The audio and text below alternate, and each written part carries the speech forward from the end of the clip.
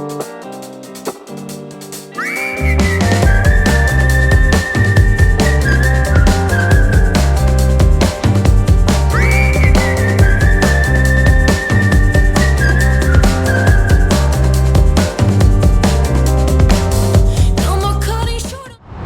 surfing at Lowers. Today is the day that Hurricane Hilary is striking Southern California. But we're gonna go surf Lowers. We brought the GoPro. We're waiting at the corner to pick up one of our good friends, dear Jeremy, who is single, approximately 5'11 and a half. Good looking, so the ladies out there. Here is Jeremy, the single stallion. We're leaving his information in the description section.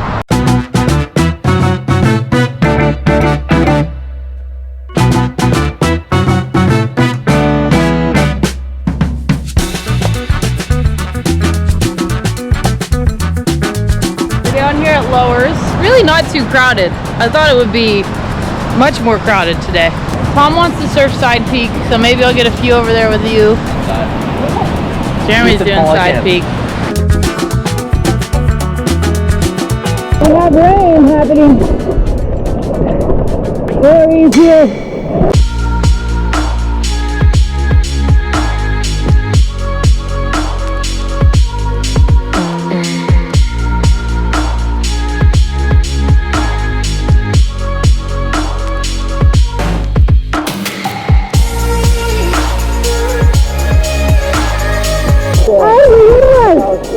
What's my score? Let me know. Some comment. Meter Angel.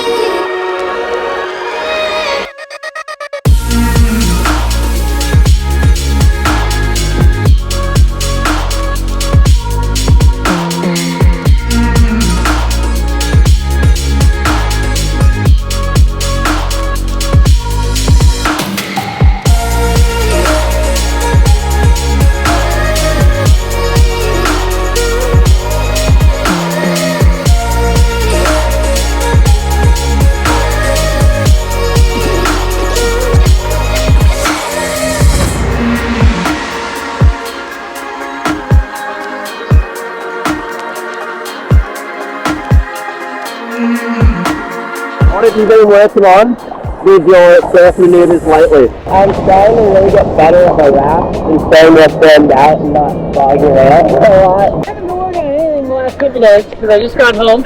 But in general, I've been working on this layback carve thing. I was trying them a lot at J-Bay. Still a work in progress. What I've been working on has been trying to touch my back hip when I carve, so I don't look like I'm just touching two-man stand. Touch the back hip.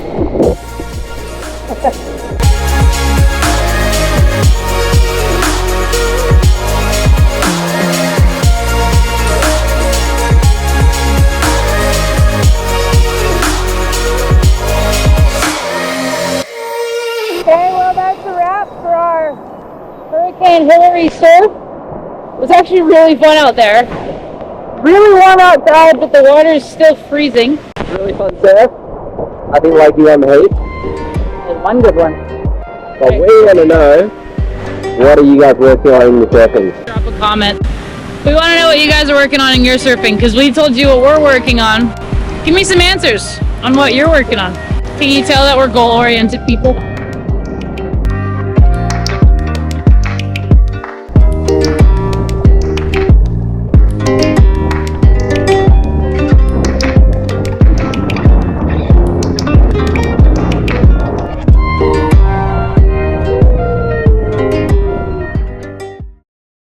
So we thought it would be interesting now that the competitive year is over to answer a few of your guys' questions just about my competitive year and traveling, how I felt I did, etc. So that's what we're gonna do today, and hopefully you guys enjoy it.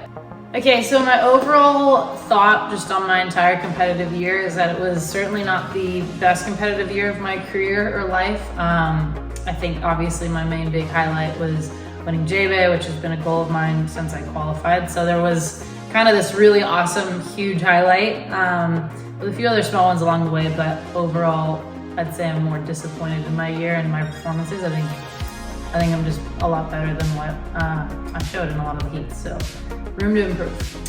The highlight of my year for sure was winning at J-Bay, just mostly because it's been kind of one of those dream events to win. I've got a few written in my notebook there, bells, pipe, as kind of dream events to take off the list. So yeah, to really do it there at such a premier wave with the best waves we got all season meant a lot.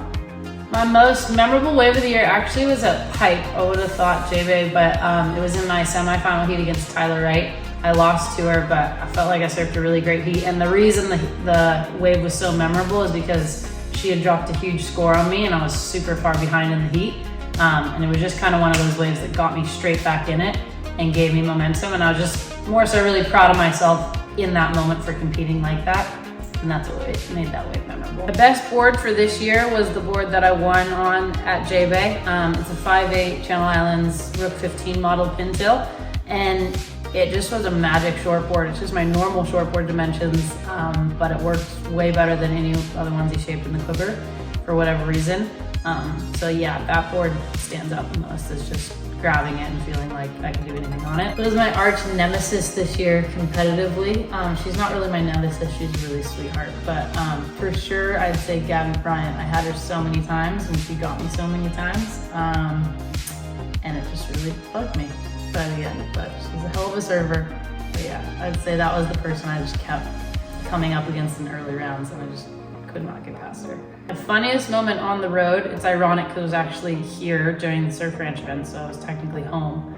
Obviously it was with my friend Molly, but we had a bunch of people over for dinner, surfers and whatnot, and we played Cards Against Humanity. And Connor O'Leary made me laugh that hard.